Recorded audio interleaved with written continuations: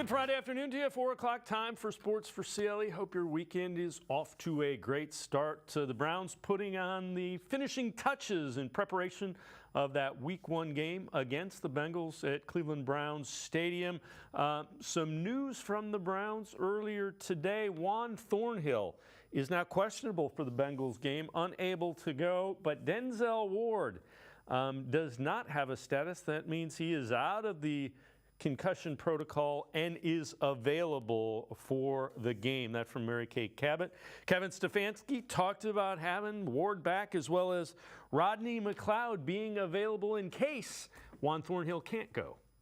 Yeah, as you guys know, Denzel's a big part of what we do, so excited that he was able to get out of the concussion protocol safely and have a good week of practice. So as you know, he's a big part of what we do, good football player. We know what's at stake with their offensive attack, certainly with the guys that they have in the perimeter and in the slot, so it's a big boost. Juan's questionable, but how nice is it having Rodney in case Juan's not able to go? Yeah, I mean, again, that's why we went out and got Rodney. The ability to play, not even in this situation, just to play, period, helps us on special teams. Very, very good in the meeting room, unbelievable mentor to the young players. So obviously very happy we have him. With that, let's welcome in Tim Bielik from the Plain Dealer, cleveland.com. And Tim, you know, you lose some, I suppose, with Juan Thornhill not being there, but Rodney McLeod is a starting caliber safety who might be pressed into duty in the opener now against a really good passing attack.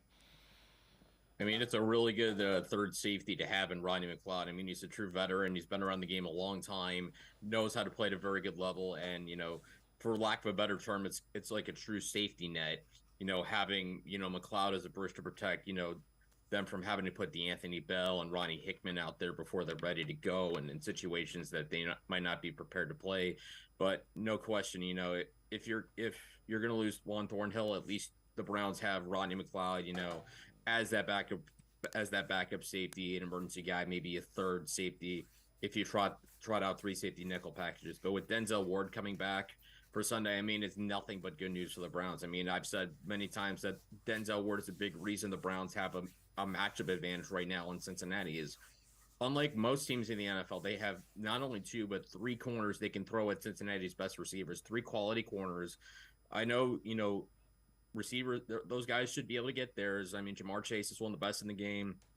T. Higgins would be a number one on so many teams, and Tyler Boyd's the most underrated slot player, I think, that as underrated as you can get. But, I mean, you can't understate the value of having Denzel Ward out there in this game, considering the way the season's starting, you know, the schedule they have and the importance of getting out to a good start, just, you know, to get the confidence going and for this team to see that, for people to see that, for the fans to see that, you know, this talented team has a chance to do more than be good on paper.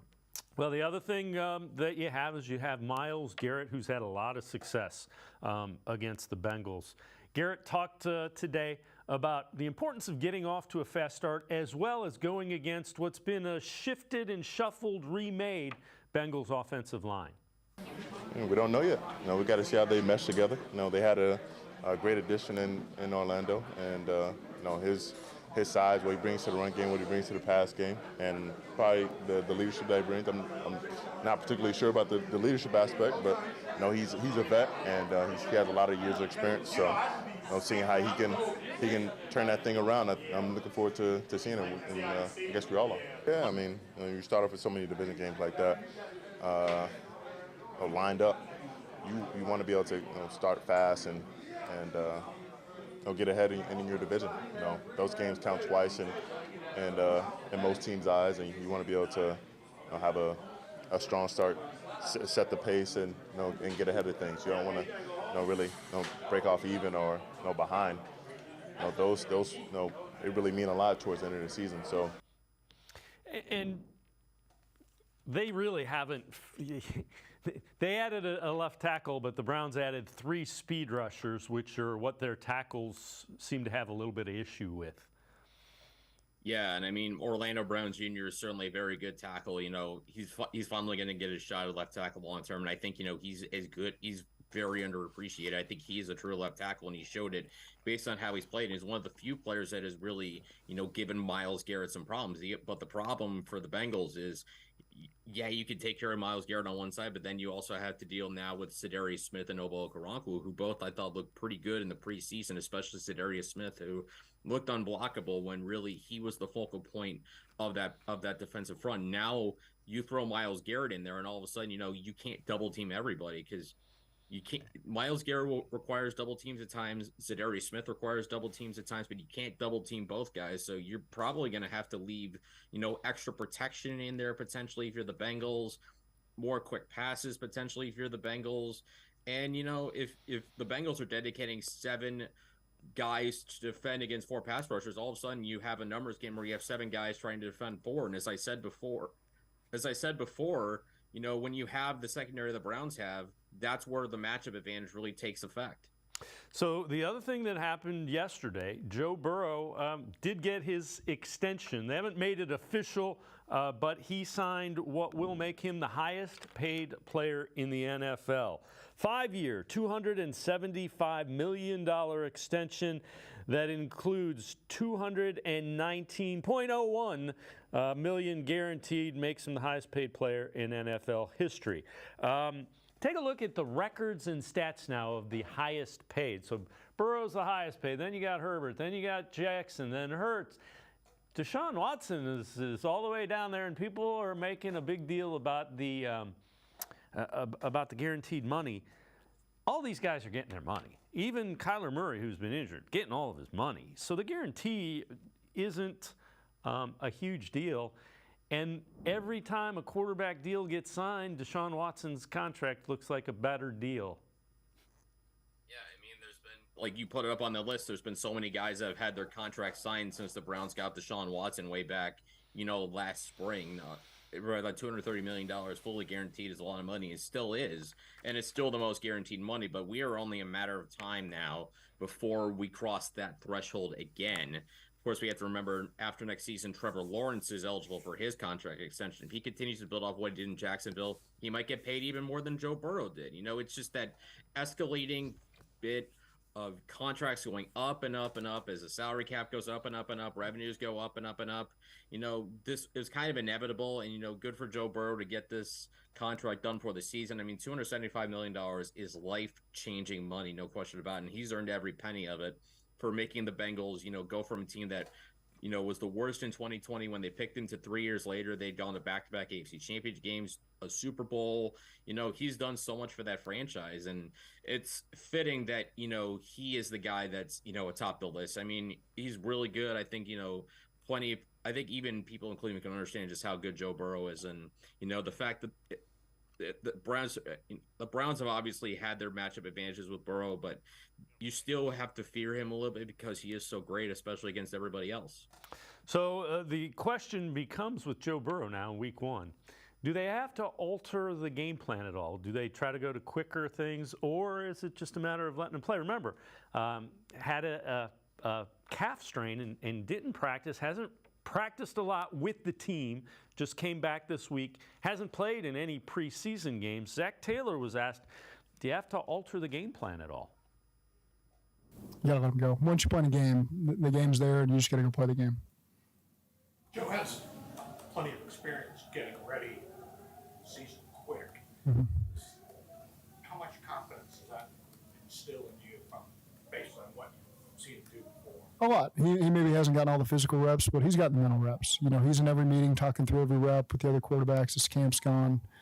And again, he's locked in. He's had several good days of practice now, and we still get 3 more to go.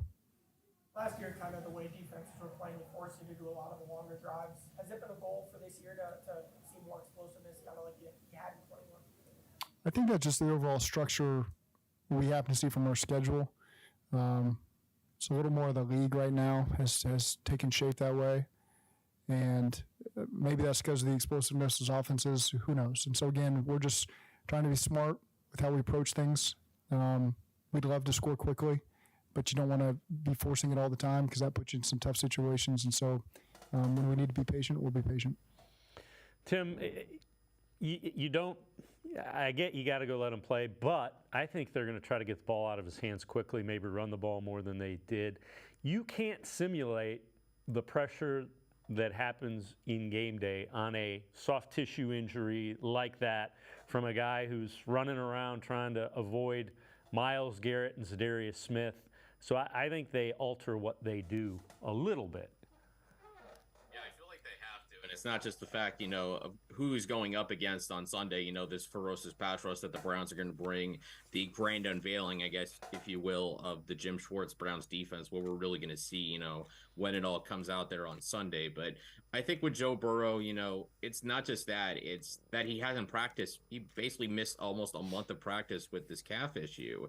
And, yeah, you don't necessarily need him to play in the preseason, but with how important, how tight this division is, and the fact that, like I said, he missed several weeks of timing, getting, conditioned to new receivers, playing with a new left tackle in Orlando Brown Jr. There's chemistry things that need to be built up a little bit. Every team has changed over at some point in some capacity, and that's what I think Cincinnati has. So I'm curious. It's going to be interesting to see what has more of an impact. The rust of barely having practice for about a month, missing about a month of practice, or what happens when he takes the first couple of hits. How's that leg going to hold up? Is he going to be able to run? Is he going to be able to scramble? Potentially quarterback draws inside the 10-yard line on or on 3rd and short, 4th and short.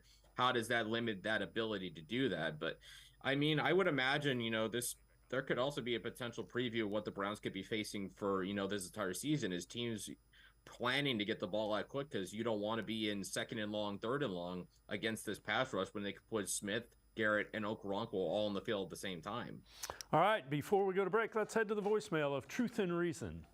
Hey, Dave, I'm from Cleveland. I just got done watching Jim Schwartz press conference. Boy, is he a breath of fresh air compared to Joe Woods. But great show, as always, Dave. I love you, brother, and be careful, be safe. We all know it's a jungle out there. Let's go, Brownies.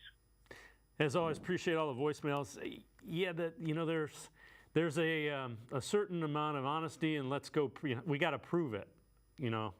He didn't sit there like he had all the answers. So again, I've liked everything I've heard from Jim Schwartz. Yeah, it's hard not to be impressed with the way he's been, since he came to Cleveland. Obviously, you expect that from a guy who's an experienced offensive coordinator, knows what it takes to lead a Super Bowl defense from his time in Philadelphia. And even just schematically, the callers should talk about, the night and day differences between Jim Schwartz and Joe Woods. We've talked about it before schematically and just, philosophy, that the Joe Woods defense was maybe more inclined to sit back a little bit, play more conservative. Jim Schwartz is going to have his guys try and get up in the face of the offense, affect the quarterback, make him uncomfortable, try and sack him relentlessly, and just send a tremendous amount of pressure and turn that front four loose. So, it's hard to find two more completely different, schools of thought of defense, from Joe Woods to Jim Schwartz. Now, like you said, you got to see how it plays out. You got to earn everything you got. But, I think that's just the way it is in the NFL. You have to earn everything every single year. You're in some ways in the NFL, you're only as good as your next game and your next season.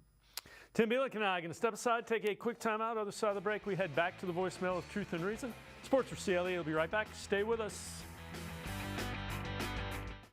The Ohio Lottery Partners in Education program recognizes role model students and teachers from across Ohio. Nominations can now be done completely online. To nominate a deserving teacher or student, go to ohiolottery.com. In the About section, find Partners in Education. There you will find links to the nomination forms. Students kindergarten through 12th grade can be academic all-stars. Teachers can be honored as a Teacher of the Month. The Ohio Lottery Partners in Education, where stars shine.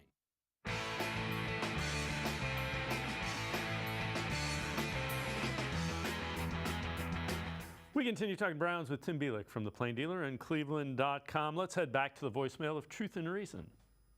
Longtime Browns fan from Scottsdale. Sadly, I'll be missing the game against the Bengals. I'll be on a darn airplane, but really excited about the team this year. And I hope the defensive line can maintain their energy for a long, long period. They look fantastic. The whole team looks great. I'm super excited this year. Thanks, guys.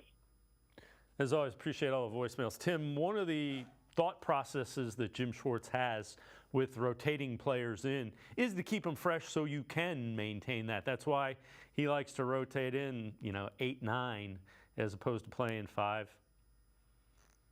Yeah, I mean that's a smart way to approach things. Is you want to keep that pressure constant. You want to make sure guys aren't wearing down into the fourth quarter when you're going to really need that pressure to, step up and make a play. And even looking at the depth chart, looking at the guys the Browns brought in, just these are the guys they just brought in this offseason. Obo Okoronkwo, Dalvin Tomlinson, Zadarius Smith, Isaiah McGuire, Shelby Harris, Maurice Hurst, Siaki Ika. I mean, that's a lot of guys they brought in as depth on this defensive front. And I would imagine, anybody that's healthy is going to should be able to go out there and play. And even maybe Isaiah McGuire gets a few snaps, just to it's more about giving Myles Garrett and Zadarius Smith a break. So when they're needed on third down, high impact, high leverage type plays, you have them out there and then they're ready to go. And then just that's when you want your pass rushers to be in there, is to be able to make those plays in high leverage situations and on third down when you really need to get that team off the field. We've seen the Browns struggle for the last couple of years getting teams off the field on third down. Comes down to getting a good pass rush, and if these guys rotate, certainly should be able to have a better ability to do that. Well, Zach Taylor, a Bengals coach, talked about Myles Garrett, a guy that has had some big games against the Bengals. He's a great player. He's an all-pro player. He's a player of the year candidate. They have a lot of great players on their defense. And Jim Schwartz has done a great job everywhere he's been, Super Bowl winning coordinator. So, yes, Myles Garrett's a great player you got to pay attention to, but they got a lot of guys, that all fit a similar mold where they're high-impact players. They've really got 11-plus on defense that fit that criteria. And so it's a challenge for any offense that goes against them. What stands out about Jim Schwartz defense? They're attacking. I mean, they're true to who they are, but usually they let the front get after the quarterback, and they do a great job playing to their strengths. And again, that's what you're going to get. This defense already has a personality.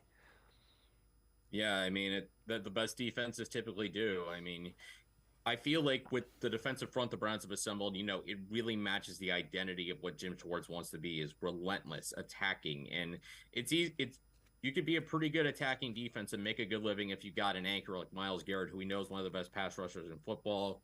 Second on a lot of odds boards for Defensive Player of the Year, only to Micah Parsons of the Cowboys.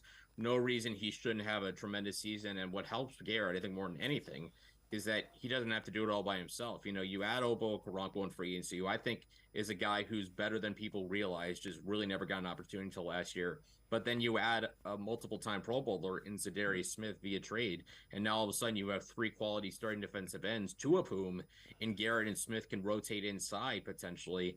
And considering how creative a defensive coordinator Jim Schwartz is, he probably will move Myles Garrett around a lot on the defensive front, off defensive line, get him away from Orlando Brown Jr. for a little bit, and make it so you have to, every single time you have to account for him, and he's never lining up in the same place. He's like I said, with Jim Schwartz's resume, there's a lot to like, and his scheme really fits this type of defense and the type of personnel they have, particularly Myles Garrett. All right, so there were some reports midway through training camp, towards the end of camp, that Deshaun Watson was struggling a little bit. Alex Van Pelt, offensive coordinator, explains what was happening during some of those reports. I would say it probably came back from the red zone periods against our defense. Everybody can admit that's one of the hardest drills in football, so we like that. It's hard. There's not a lot of space, and we're not running the football, so it makes it tough on him. So, but all that training again is going to pay dividends in the end. Those weren't the best drills offensively for us. Again, we didn't scheme what we were trying to do to beat that defense. We were trying to work on our craft and work on our scheme that we have in that areas. So I would say that's not true in that regards, but I can definitely see how that would look to the outside world as you watch a lot of those tight red zone 7-on-7s where you might have 2 or 3 completions out of, say, 6 or 8. It may look like that, but again, that's really the hardest drill of the day for the quarterback, is a 7-on-7 in the red zone and compete. And again, 2 things. That does make sense, that explanation. And 2, you want to see that. Okay, we're not scheming it. Go make a play. That shows you that when everything's breaking down, 2 out of 6, 2 out of 7 times, he can find a way to make a play. Yeah, I mean, those red zone situations, just throwing the ball in when the defense knows you're going to throw the ball. I mean, that's so tough because there's not a lot of space out there, and you got to make quick decisions in those tight areas, and especially against an Eagles team that, you know, just went to the Super Bowl last season, has an elite defense, especially when it comes to the front four and the secondary. They're very good in both levels. And, you know, even Alex Van Pelt even said it. They're not scheming. They're running specific things to see, will certain things work? What's not going to work? I mean, it's in practice, you're not game planning against an opponent. You're trying to figure out what's going to work best for your quarterback, your receivers, your protection. You're trying to figure out all those things. And in that case, working in a very difficult situation, a situation that even the best quarterbacks don't get right every single time. I mean, it's hard for a reason, and it's something teams need to work on. And you would imagine it would be better if you actually game plan and you know what's going on. But in that situation, they're not doing that. It's practice for a reason. And I think that's why, you know, he put in important context, which I think matters in this case. All right, before I let you go, what do you see happening here? Who do you think wins week 1, Bengals, Browns? I was kind of waiting in my mind to make the pick till I found out what was going to happen with Denzel Ward. But, you know, now that he's back, I think the Browns take it. I'm probably 28-24 I would go with right now as my prediction. I just think, you know, with the pressure the Browns could put on opposing quarterbacks with this group, especially what they've done against Cincinnati and Joe Burrow in the past with his lack of mobility, I think they can affect him pretty well. And I think, you know, also what also plays in the Browns' favor that we haven't talked about yet is Cincinnati has a lot of young players in that secondary outside of a quality veteran corner in Chidobe Awuzie. So there's young players in that secondary, and the potential for Deshaun Watson to take advantage of that, you know, with a more veteran, you know, pass catching core. It'll be a chance to really see what Elijah Moore can do. You know, Nick Chubb finally getting his first action. There's a lot of things I think that play into the Browns' favor, and more important, and the bigger thing is, I think with Cincinnati, they've learned from experience. They don't need to be great week 1 to, you know, get to the playoffs, have a deep run. I mean, last year they were 0-2 to start the season, went all the way back to the AFC Championship game, and were maybe a penalty away from going back to the Super Bowl. With the Browns, they haven't really been there as a collective group outside of 2020. You know, this schedule is ridiculously strong at the start of the season. They need to start incredibly strong, at least 2-2, I think, in my mind, to really feel good about their playoff chances. So this one really matters, and I would expect they come out with some urgency and try to take this one and get off to a good start, knowing you got to go to Pittsburgh 8 days later. Tim Bielik from the Plain Dealer, cleveland.com, is always great stuff. Appreciate the time and the insight. Thanks very much, Tim. You got it. Thanks for having me, guys. Have a good weekend. All right, Tim Bielik, make sure you check him out, Plain Dealer and cleveland.com. Always really good stuff. We're going to step aside, take a quick time out. We'll hear more from the people involved. Some Browns players, some Bengals players, your predictions straight ahead on Sports4CLE. Stay with us. Come back to go forward. Back to learning new things. Back to pursuing your dreams. Tri-C has flexible learning options to fit your life. And every year, more than 1,000 local companies provide Tri-C students with real-world learning. The right education can boost your lifetime earning power by hundreds of thousands of dollars. Start now with a college education you can afford. Tri-C, where futures begin.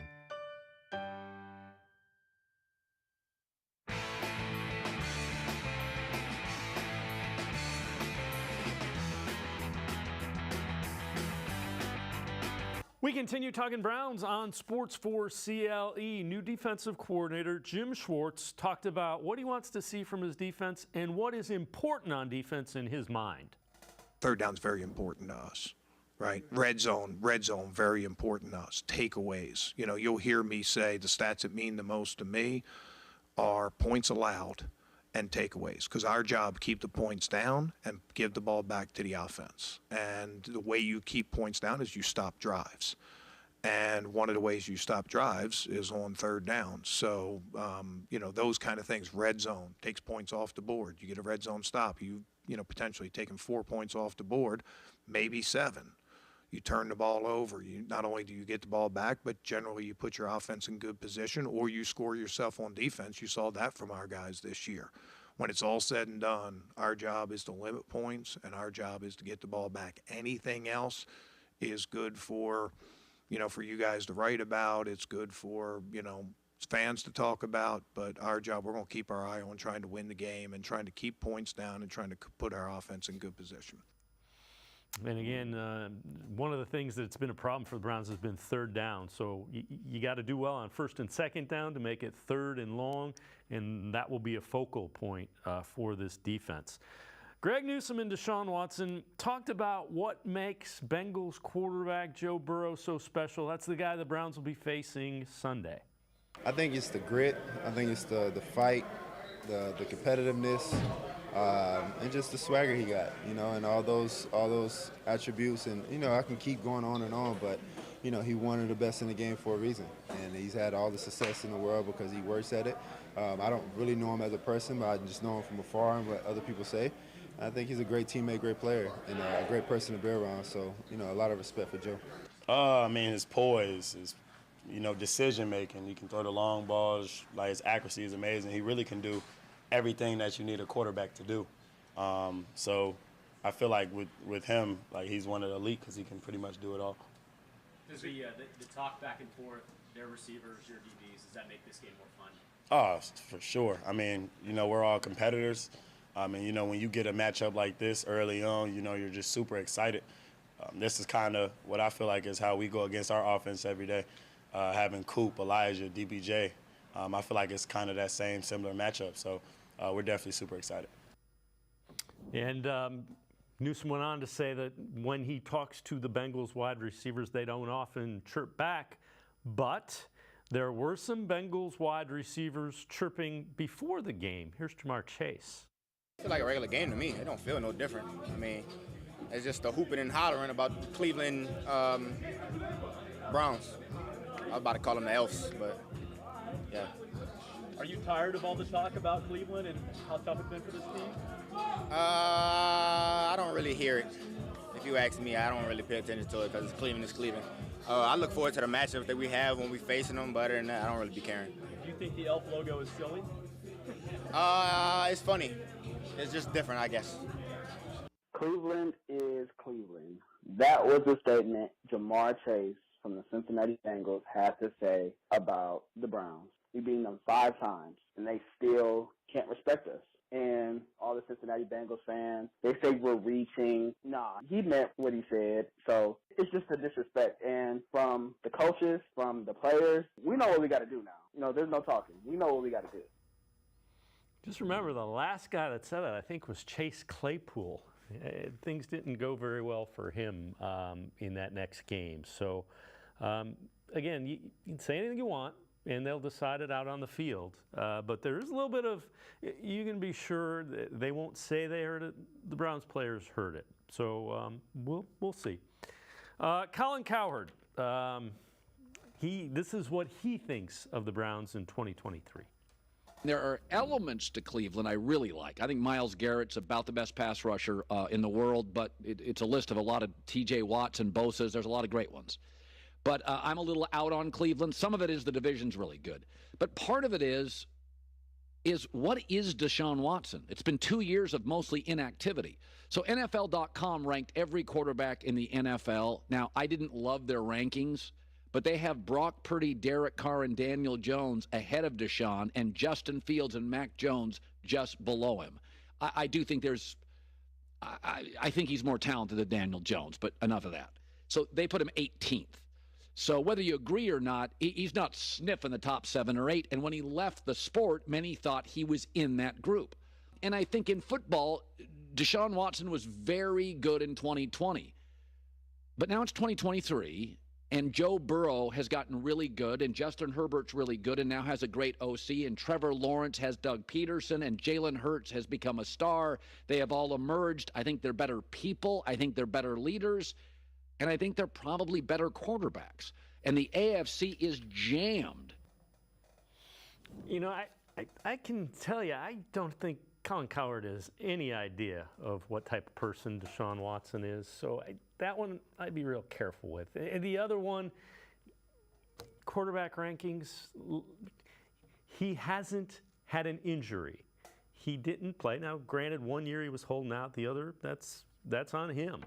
But we'll see. Again, there's no reason to think that his skills have eroded. He was playing in an offense last year that wasn't designed for him with teammates that he hadn't had a chance to work with. And they pivoted in week 11. So we'll see. A little bit more of a expert in how good Deshaun Watson is or how good quarterbacks are would be people that are coaching in the league. And now this is what Zach Taylor, Bengals head coach, had to say about Watson. Deshaun's been one of the top quarterbacks in this game for a long time and can fit in any system. And they've got a great coaching staff. A lot of those guys I know personally, worked with, worked under, coached, played under, have known for a long time. And there's no egos there, So I don't want them to do what's best for their team, but I'm sure that's what they'll end up doing. You had a lot of success here, but one thing you haven't done yet is win in Cleveland. Is that something you think about? Is that something that eats at you at all? No, I never think about that ever. No, it's been, there's been some tough games up there. I was trying to think back of every situation we've been in. We've been in a Thursday night game. We've been in a week 17 or 18 game, before the playoffs. We've been in a Monday night game last year. I barely even remember the first year. It was late in the season, I think. It was a close game. We threw a whole shot to Alex Erickson at one point, I remember. But they've kind of all been different experiences, and certainly we need to play better and coach better to find our first win up there. Again, Zach Taylor, a little bit of fun. He has not won in Cleveland. And again, that's a team and a coaching staff that has had a pretty good deal of success against the Kansas City Chiefs. The vaunted Chiefs. Bengals have played them well and beaten them twice and probably should have beaten them the third time. This is from the PFF NFL show. Steve Palazzolo with his pick for Week 1, Browns-Bengals. The on-paper off-season effort by the Browns, I think, was excellent. Let's see how it plays out here, because we might be waking up Monday morning talking about all those Browns off-season defensive line adjustments, and then also saying to the Bengals, keep an eye on this one, Jonah Williams moving from the left side to the right side. We've seen NFL veterans, when they're in year 4, 5, 13, in Donald Penn's case, if they move from the left side to the right side later in their career, the great Ali Villanueva, sometimes they struggle. So keep an eye on Jonah Williams, because he'll be seeing a little bit of Zadarius Smith, maybe Obo, maybe a moving around Myles Garrett. So that's something else to watch. At the end of the day, so I think the Bengals are a better team, right?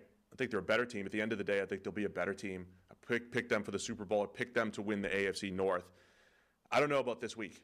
Joe Burrow rust, offensive line moving around for the Bengals, Browns defensive line overhaul, plus Jim Schwartz, new system. They're going to be getting after Joe Burrow. Bengals' hope is their playmakers, right? Jamar Chase, T. Higgins, Tyler Boyd, those dudes make plays. Joe Burrow's awesome. Denzel Ward, by the way, dealing with a concussion. Not sure if he's back this week or not. So, lot to like as far as watching this game, but it is weird that the Browns have had a lot of success against the Bengals. I think I'm going to go with the Browns here, covering the 2.5, in part because of that history. And again, that was before everybody that Denzel Ward will, in fact, be available for the Browns. Pretty good points. We'll see. All right, we asked for your predictions for the game. Let's head to the voicemail of Truth and Reason for your thoughts on Browns-Bengals. Hi, this is Rico. My prediction for the game is Browns 24-22, Watson 230 yards passing, 50 yards rushing, 3 total touchdowns, 2 in the air, 1 by ground, and 1 interception. We're going to get 4 sacks on Burrow, 1 by Miles, 2 by Z. Smith, and 1 by Delpit on a safety blitz. DPJ will have the most receiving yards with 90, but all I care about is the win. No matter how it looks, or if a bird comes down, takes the ball, and scores the game-winning touchdown for us, just win. Thanks. Go Browns. Hey, Dave Frank from Cleveland. My secret weapon is going to be Cedric Tillman for this game. They should have a breakout game because I ain't looking for him. Number 2, final score, 27-24. Browns. Hopkins kicks the game winner. Love the show. Be good. Be safe. Love your brother. And it's a jungle. We got the jungle coming to us this weekend. The Bengals. Hey, looking for the Browns to go to the pass early on in this game Sunday, building up a big lead at halftime and holding on to win 34-24 over the Bengals. Deshaun has 3 touchdowns, and Nick Chubb also gets a touchdown. This key victory sets up a 12-5 season and our first AFC North division crown. Go Browns!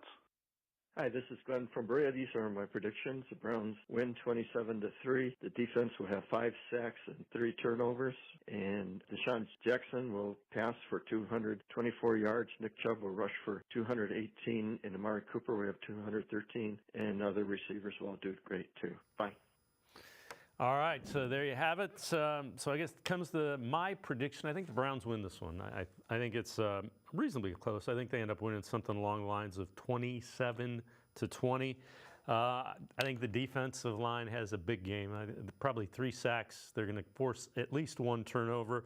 And I think Deshaun Watson does throw a couple of touchdowns. One of them, I think, will be a seam route to a tight end. I'm guessing it'll be Njoku. Don't be surprised if it's Akins. That's a guy he has a lot of history with and can be a security blanket for him from that tight end position.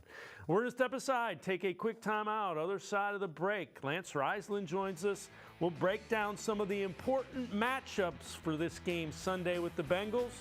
Sports for CLE. We'll be right back. Stay with us. The Ohio Lottery Partners in Education program recognizes role model students and teachers from across Ohio. Nominations can now be done completely online. To nominate a deserving teacher or student, go to ohiolottery.com. In the About section, find Partners in Education. There you will find links to the nomination forms. Students kindergarten through 12th grade can be academic all-stars. Teachers can be honored as a Teacher of the Month. The Ohio Lottery Partners in Education, where stars shine.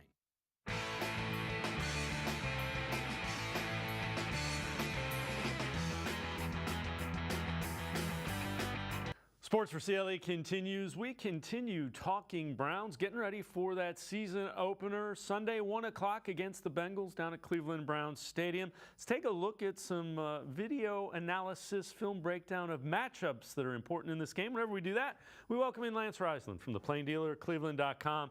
Lance, it's going to be really interesting. There are some key matchups that you figure will decide who wins this game. Well, for me, I think the key matchup, everybody's going to talk about the receivers versus the Browns DBs, and I think that's an incredibly competitive matchup. The matchup that I really want to see is Browns' new defensive line against that kind of revamped Bengals line. They brought in Orlando Brown, and then they bumped Jonah Williams over to the right tackle along with Lyle Collins. I see the Browns putting Myles Garrett on that side against Jonah Williams, and I also see them bumping Zadarius Smith down inside of that 3-tech on Alex Kappa. Because Alex Kappa, though he's good in pass protection, he's more of a mauler in the run game.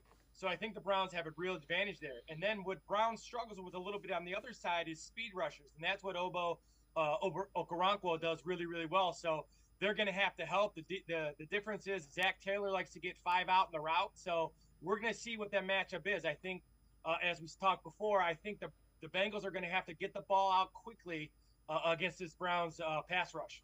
Let's take a look at some of the specific matchups that we're talking about. So Bengals right side of the offensive line against the Browns' new defensive line. What do we see here?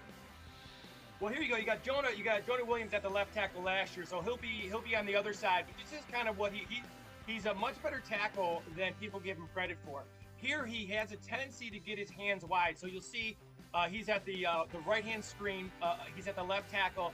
And what he does here against Josh Allen is he gets his hands wide. Josh Allen's able to get into his chest and kind of bull rush him. Now, he does a really good job of resetting his right arm inside, which kind of stops the bull rush. Unfortunately, Josh Allen's a really good defensive end, but he's not Myles Garrett. He's not nearly the weight or speed that Myles Garrett is. So this is what Myles Garrett has given him fits with, this ability to go from speed to power, or power to speed. And with him being on the other side, the footwork is going to be new. At the right tackle, I think he's a natural right tackle more than he's a left tackle.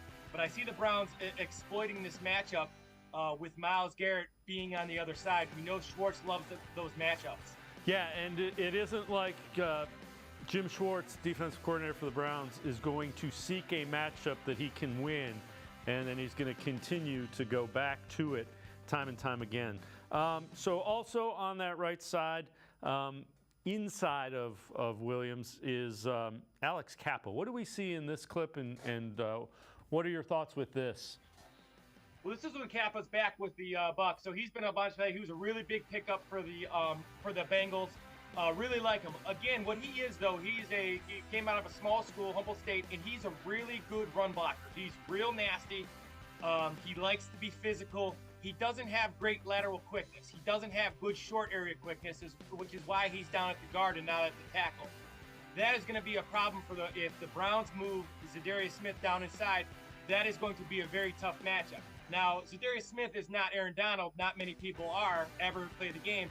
But Zadarius Smith is very similar in terms of pass rush, using his rips and swims and arms over, and those like athletic moves that Aaron Donald like to use. So does Zadarius. So this is going to be a really tough matchup for the Bengals if they decide to move Smith down inside. He'll be competitive against Tomlinson because Tomlinson's more of a bull rusher, and he's competitive against those bull rushers. This is going to be a tough matchup if Smith's inside for sure for the Bengals.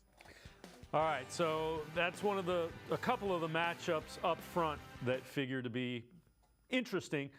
When you look at the back half of this, the Browns defense against Bengals offense, that's always a good matchup. Bengals wide receivers against the Browns secondary.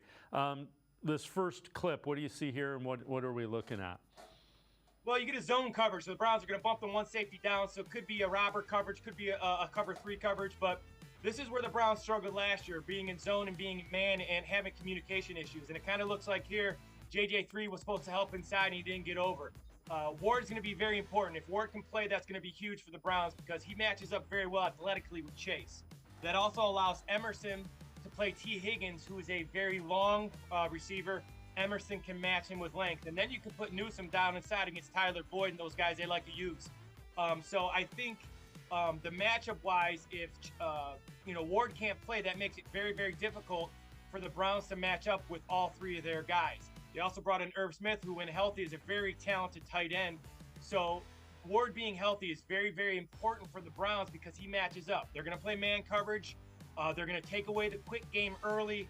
The Bengals are obviously going to try to get the ball out of Burrow's hands quickly with the pass rush, him being injured. So look for the Browns to be in tight man coverage to take away that quick game. Maybe be susceptible to over top big plays, but I don't see them giving up Schwartz's aggressive style. I don't see them just giving up easy catches. So again, I look for the Browns to be in press, bring in some heat, 4, 5, 6-man pressures, and challenging these receivers, even though they're talented. But Ward playing is key for the Browns. So the other thing is, keep in mind, Joe Burrow has not been able to get the timing down on a lot of these things because he hadn't been able to play in any of the preseason games, hadn't really been able to practice with the team until earlier this week. So that's another thing. But back to that Ward and Chase dynamic. This next clip, what do you see in that? Well, what you get here is that you get man coverage, zone coverage, whatever it will be. They're going to be in man, but one thing Ward doesn't get credit for is obviously he's had some injury issues, but Ward is very aggressive. He likes to be in man coverage. He likes to play the ball. He likes to be on an island by himself. And with Chase, who's a fantastic player, generational type talent, Ward is better if he's in man coverage. Ward is better if he follows him around. So I wouldn't be shocked if Ward's healthy if he follows Chase around. Regardless if he's in the slot. That's the great thing about the flexibility in Schwartz defense. He can go in the slot. The Emerson can bump outside. Newsome can bump outside. But I look for Ward to be manned up, being physical with Chase. He's not they've had some great battles. And when Chase is really good against Ward, to be honest with you, is when he's in soft coverage. Then Chase can close the gap on him and close his cushion. When he's press man coverage, he's pretty successful against Chase. And I think the Browns are going to do that if Ward's healthy. All right, so that's a look at some of the defensive matchups that figure to be important. Let's flip it. Browns offense, especially the offensive line against the Bengals defensive line. Well, the thing I like about the offensive line for the Browns is everybody's really good, and the question mark has been Jed Wills. And will Jed Wills play to his potential? And as you see here back when a couple years ago, here's what gets everybody excited, and this is why the Browns have not refused to give up on him, because in pass protection, he can be elite. He's got right here, he gets his left hand in, so he kicks back very well. He gets his left hand in first, and you see his left hand get in first there. That is going to immediately stop the bull rush by David Mayo here, who's a really good pass rusher at that point in time. By stopping the bull rush, then he can get his other hand in and it can stop any counter moves by Mayo. And his ability to get back on a linebacker blitzes, and his skill set is so good. The problem is with Jed Wills is that you don't see it on every play. And that's what the Browns are looking for. They're looking for him to turn the corner and be dominant on every play, which he has the ability to do, and he's done before on film. He just doesn't consistently do it. And that really shows up in the run game, especially when the Browns are running their gap and zone schemes. He's got to be more dominant. He's a big physical athlete. But in the pass game, there's times he's as good as any left tackle in the NFL when his mind is set about being good. All right, so you mentioned sometimes in the run game, and the question always seems to be with him finishing play, and that's going to be even more important now with Deshaun Watson at quarterback because he will extend some of those passing plays. But let's take a look at this clip and take us through what you see here. Well, you can see this is what you get out of the offensive line. So you get point of attack, you get Njoku, who's really good, aggressive outside. You get Petonio at the left guard, who helps a little bit and then gets off on the linebacker 75 there, but Jed Wills does not stay with. Now, Dexter Lawrence, a really good player, but there's just not a lot of nastiness and a lot of finish out of Jed Wills here. And this is what kind of frustrates people when they watch him. He has at times really bad body language. And, you know, my dad always told me body language does not whisper, it screams. And he has such bad body language at times, especially in plays that he's not finishing. So here, he kind of gets beat and then he doesn't finish the play, and people see this and they get frustrated. And he has shown the ability to do this. So people who, as a coach, as a former coach, things that frustrate our players is that when you've seen it, and you've seen in the run game, in the pass game, you've seen this guy be dominant. I have also watched him personally from 10 feet away for multiple practices where he's just absolutely dominant. And I back him because I've seen him do it. And I think this is a year, in my opinion, he turns the corner. Because the Browns are so talented at every position, this is the one spot on offense, in my opinion, that has got to get better, and I think he has the talent to do it. The other thing is, and I touched on it before we went into that clip, with Deshaun Watson, if you quit on plays in the middle of them, it's going to be glaring this year. Well, and everybody makes mistakes, and everybody gets beat, and there's elite pass rushers, especially at that left tackle. But what he's got to do is he's got to have continuous fight, and he's got to have a little bit of nastiness to him. And it's like the rest of those guys on the offensive line. He plays against next to Petonio and Posick and Teller and Conklin. Those guys are nasty guys who are going to fight. They get beat as well. But what you see is incredible body language and want-to. And that want-to is sometimes what you don't see out of Jed Wills, especially on game day. Now, I like the fact that I get to see practice all the time because in practice, at times he has bad body language, but his drills and the things he does are at a high level. And I think he turns the corner. I think this is the year he turns the corner. The Browns have made it very clear that, you know, this is his time to shine. And he's the one piece on that offensive line that you're unsure about. Other guys are going to get beat, but there is no doubt that Teller and Petonio and Post, those guys are going to compete. And that's what the Browns are looking. They're looking for him to be meaner, to have more want to.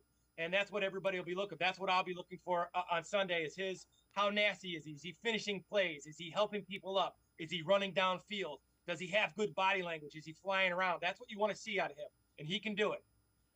Lance Reisland, as always, great stuff. Appreciate the time and the insight. Thanks very much, Lance. As always, thanks for having me.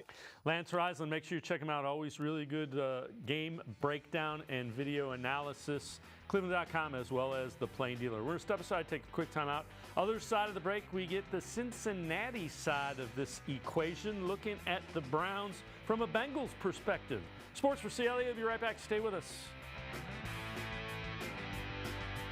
Come back to go forward. Back to learning new things. Back to pursuing your dreams. Tri-C has flexible learning options to fit your life. And every year, more than 1,000 local companies provide Tri-C students with real-world learning. The right education can boost your lifetime earning power by hundreds of thousands of dollars. Start now with a college education you can afford. Tri-C, where futures begin.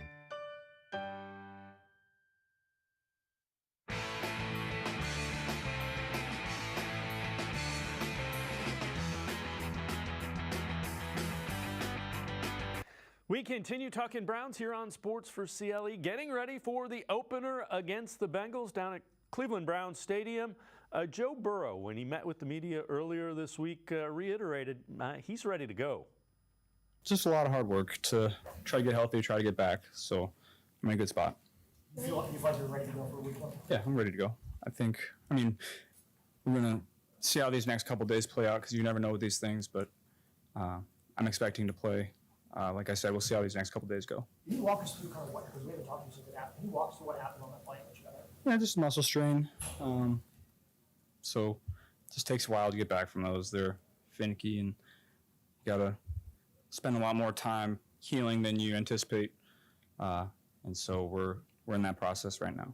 Did you think it was worse than it was originally when you first got on that cart? No, I knew what it was. I know what an Achilles feels like. I knew it wasn't that. So I was obviously disappointed, but knew what it was. And with that, let's welcome in Marisa Contipelli, a longtime friend of the show, as long as the team reporter for the Bengals, Bengals.com. Marisa, Joe Burrow pretty much knew that he wasn't going to miss significant time. You can just kind of gather that. Did you gather that as well in hearing him talk to the media? I did. And even though towards the end of his press conference, when it kind of got circled back to his availability for Sunday, he went back and was like, well, we're going to take it day to day. I would be shocked if Burrow was not on that field on Sunday. Week one against a divisional opponent. This guy's a competitor.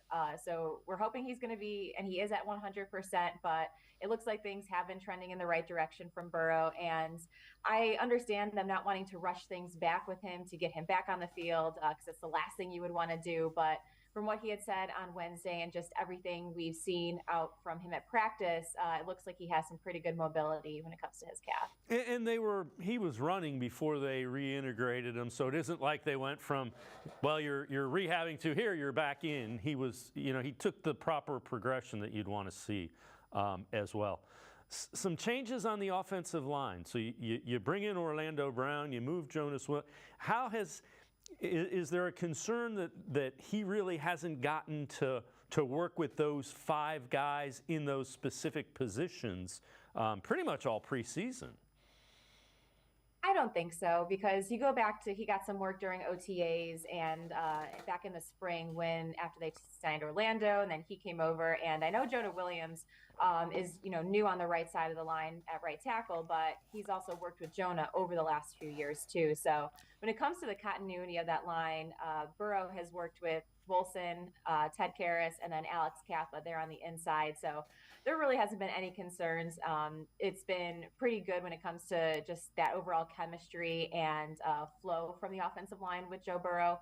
And so I can't see them running into any type of challenges when it comes to communication or just the comfortability with who he has on his offensive line, Dave. So one of the things that's kind of interesting, the Browns defensive backs, the Bengals wide receivers, a little bit of a rivalry that is going there. Greg Newsome talked about facing Joe Burrow as well as the challenges of the Bengals offense. He's arguably one of the best quarterbacks in the NFL, could be the best, depending on who you ask. Great player, can do it all, can make every throw.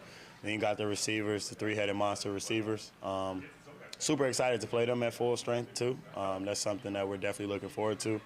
We feel like we match up very well with them, our strength. I feel like, as our secondary and our pass rush, so we're definitely super excited to get them full strength, too.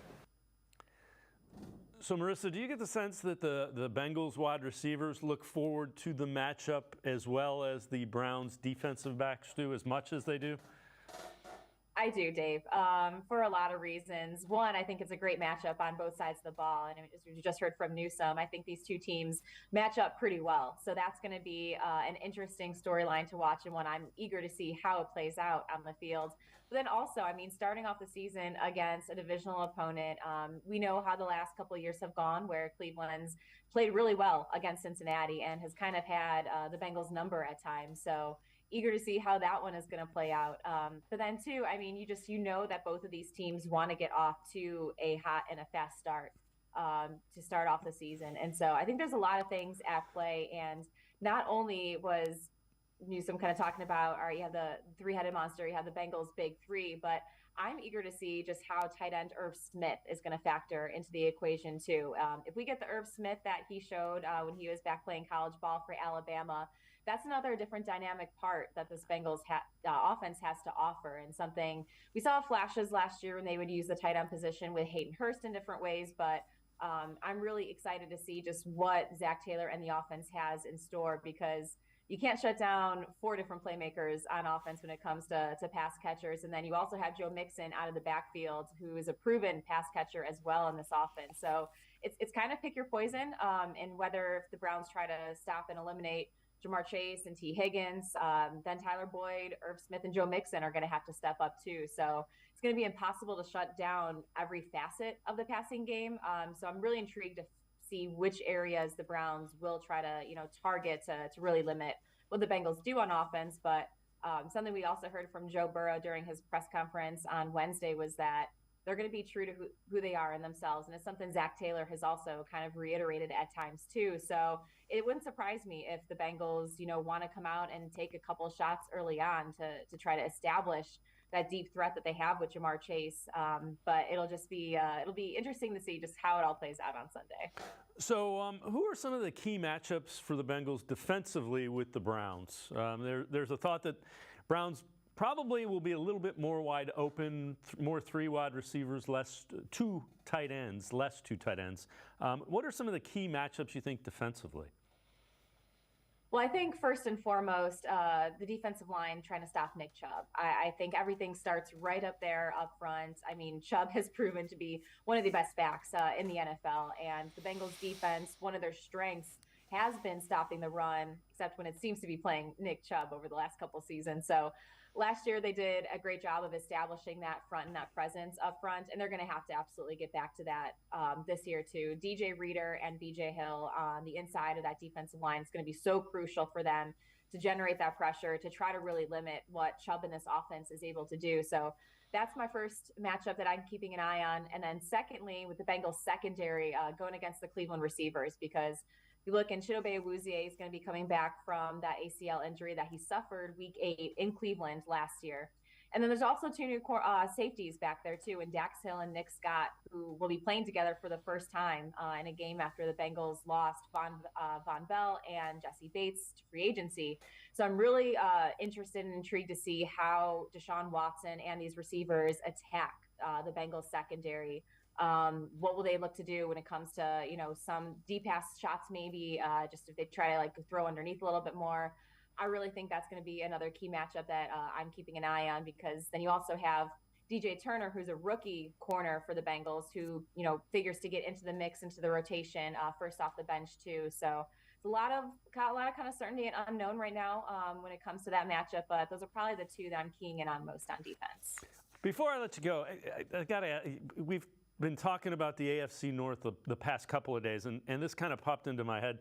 Do you think Zach Taylor gets overlooked a little bit? I mean, we all hear about Mike Tomlin, and rightfully so, and John Harbaugh. Those guys have been there a while. This guy's been to the Super Bowl and a couple of AFC championship games, and you never really hear him mentioned as one of the elite. Do you think it's because there's Joe Burrow and Jamar Chase and T. Higgins? That's a great question, Dave, and I completely agree. I think Zach Taylor doesn't get the credit that he deserves at times, and kind of does get overlooked and overshadowed because there are those superstar names that draw so much attention on this Bengals defense. I mean, not only has he taken this team to a Super Bowl, back-to-back AFC championship games, back-to-back AFC North titles, but you also look at individual games and performances he's gotten his team ready for. Going into Buffalo last season on the road in the playoffs, winning that game, winning a tough playoff game in Tennessee the year before. The record he has had against Kansas City too, and you look at that regular season and how that's played out. So there's a lot of play that, I think Zach Taylor has proven he's been able to lead this team and really take this team in the right direction of where the organization wants to go with Joe Burrow. But not only that, just he's such a natural leader, and it's been incredible to see how his team has rallied around him from where they started back in 2019 to where they are now. Just the turnarounds that he has helped bring to this organization to make them a contender now year after year. and just setting that tone for what they want to accomplish here in Cincinnati. And I also think part of it too, Dave, and this might even just go back to the fact that Cincinnati, the Bengals, smaller market team, I feel overall don't really get the recognition that they deserve when it comes to teams across the country and just in the NFL alone, because this coaching staff between Zach Taylor, offensive coordinator Brian Callahan, defensive coordinator Lou Anarumo, and you need to look at special teams assistant coach, Darren Simmons, who's a special assistant to the head coach. They've all been together now for the last 5 years, and they're the only coordinating and head coach continuity in the NFL who have been together for that long period of time.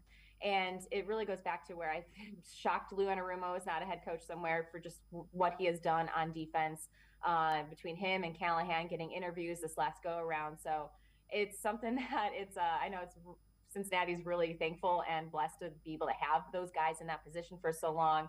And I think that just goes back to just why this team has been able to have that sustained success for an extended period of time, because you have those same people in the right roles, and it just all goes back to Zach Taylor and what he is building here in Cincinnati.